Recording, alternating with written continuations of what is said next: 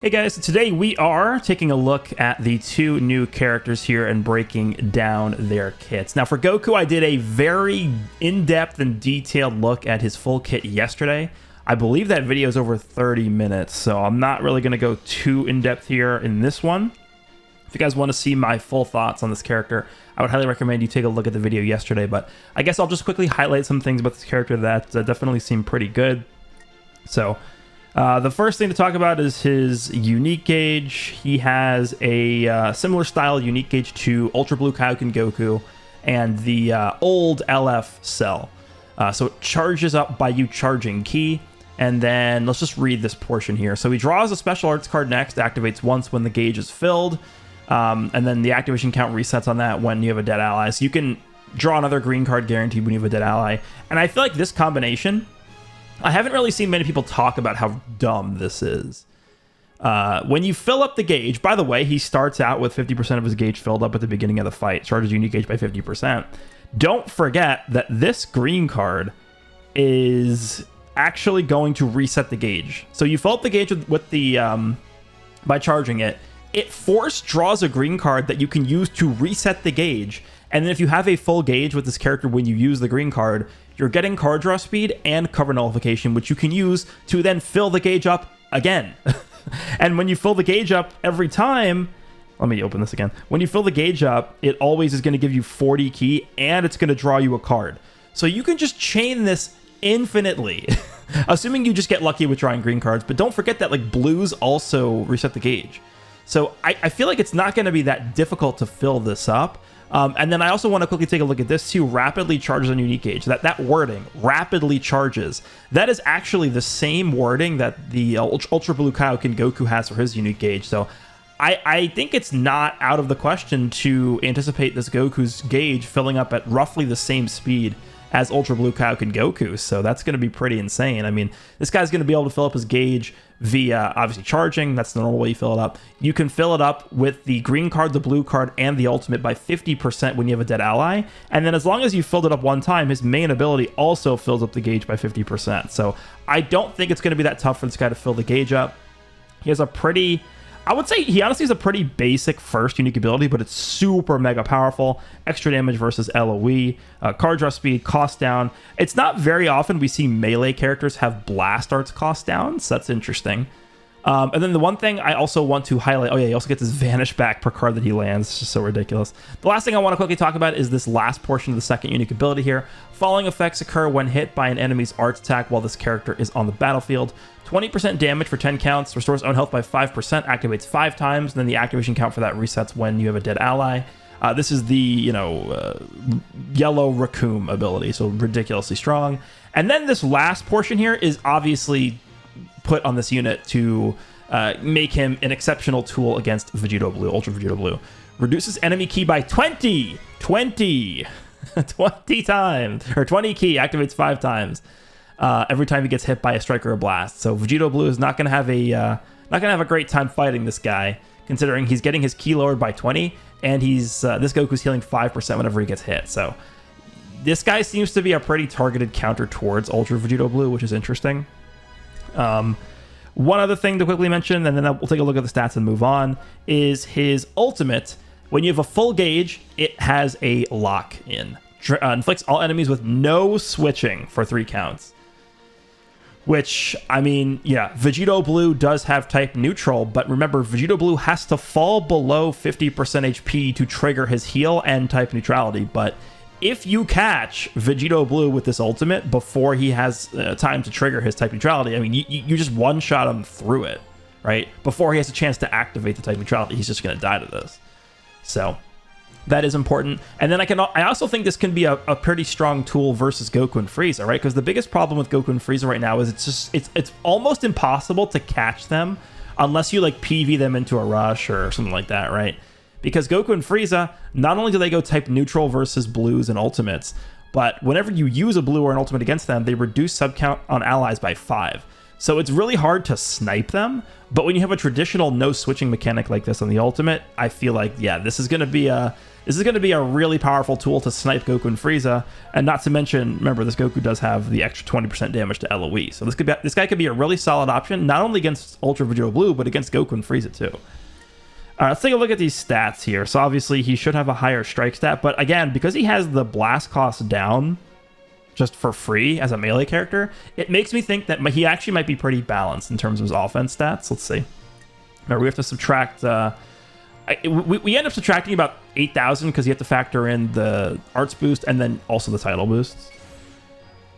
Okay.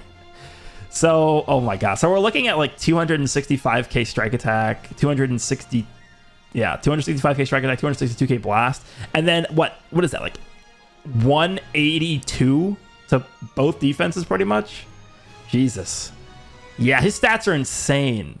Oh my god. Yeah, he has above 260 to both offenses, and then he's above 180 to both defenses. That's crazy. This is a crazy stat line here. Okay, that's pretty good. Okay, let's check out Gohan and Krillin. Now, the biggest issue I have with this character, before I even look at them, is just the fact that they are an EX. I am at the point now where I don't even think EXs should be released anymore.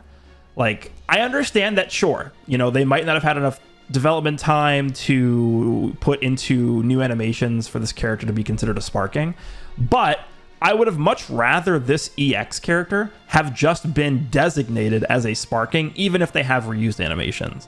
Just because it's a lot easier to pull sparking characters, and a lot of the time sparking characters are just made better.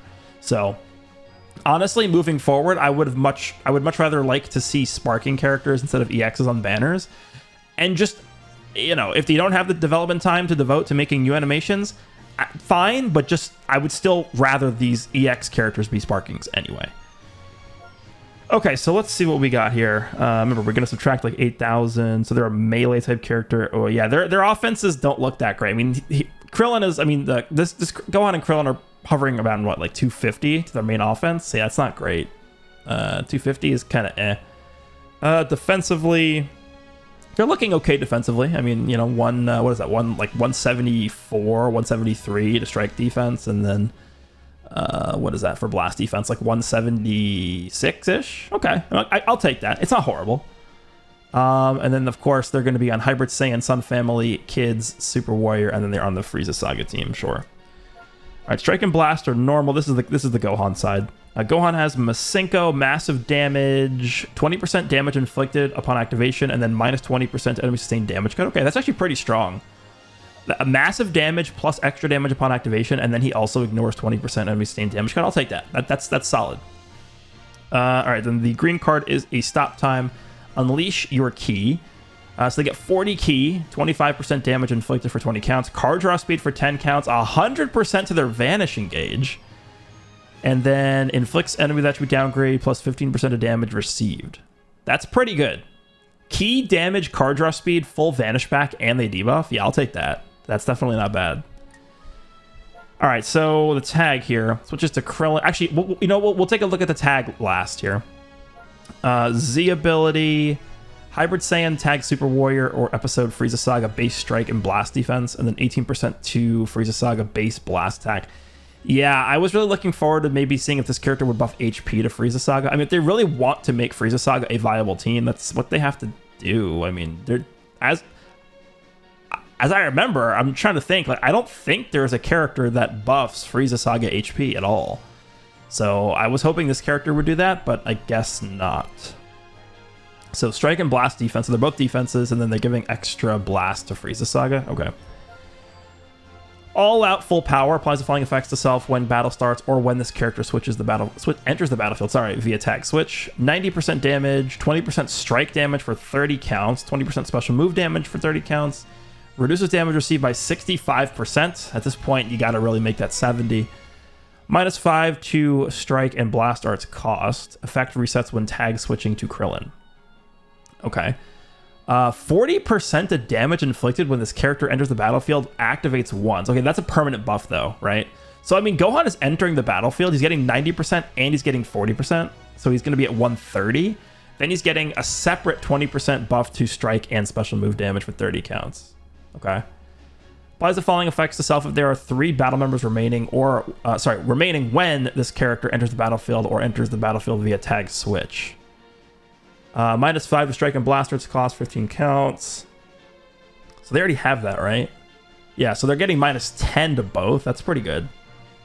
And then the effect resets when the tag switch is performed. They get card draw speed, which they didn't have yet.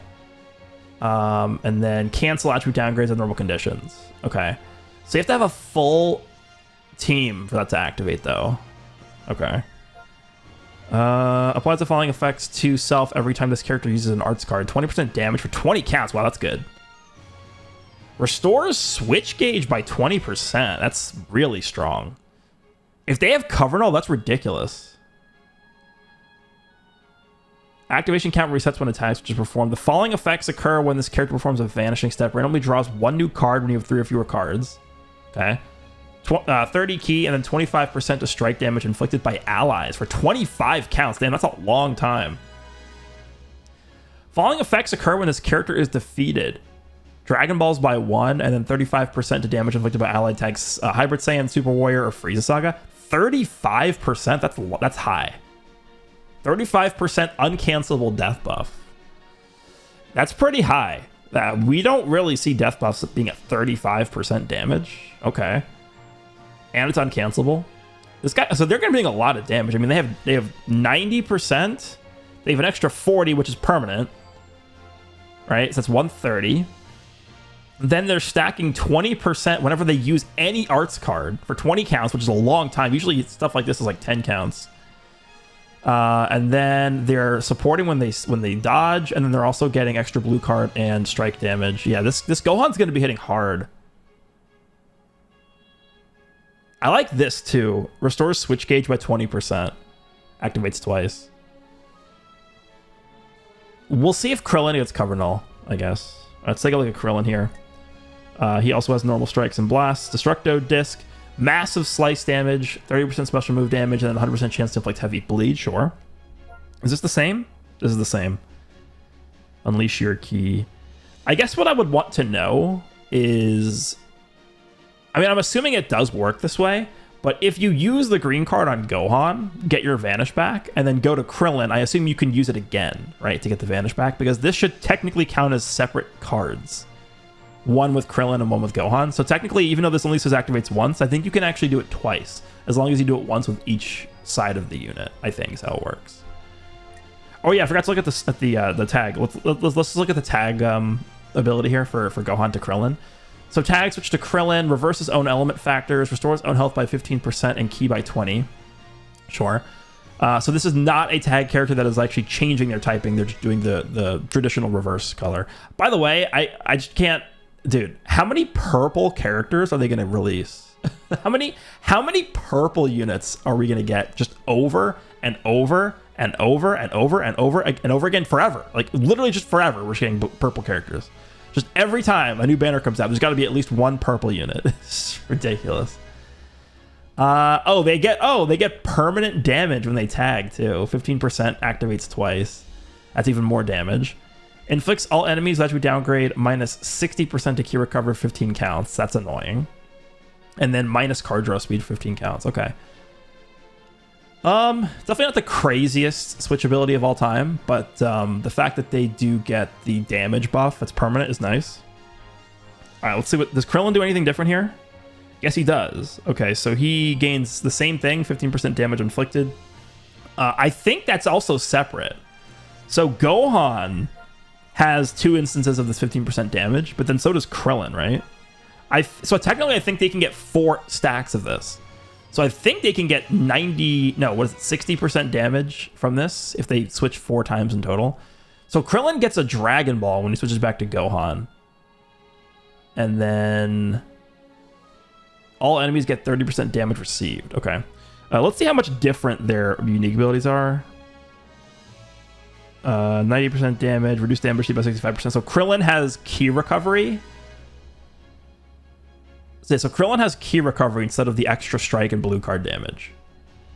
And then he gets card draw speed, but why is that cancelable? Increases card draw speed by 1 level, but it's cancelable. I don't know. We'll see. I don't like that. Applies the following effects itself. There's 3 battle members. Okay. More card. No, this is the same, I believe, as Gohan. Minus cost and then card draw speed and then cancel attribute. Yeah, this is the same as Gohan. So Krillin actually is going to get double card draw speed. I guess maybe that's why they wanted to make it cancelable, because he gets double card draw speed. But does that matter? I don't think so. I think I should have just made the first one cancelable. Or, sorry, the first one uncancelable.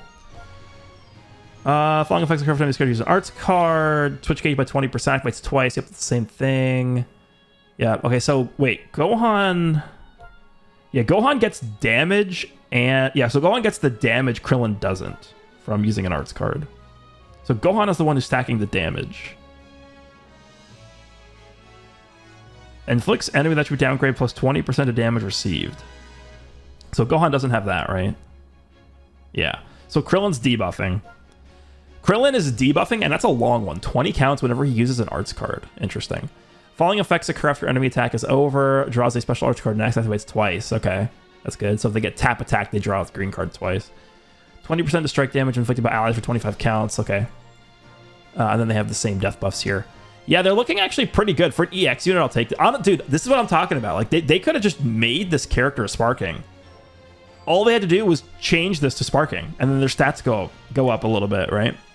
And then they become a lot easier to pull. Like, I just don't understand why they made this an EX. It's weird.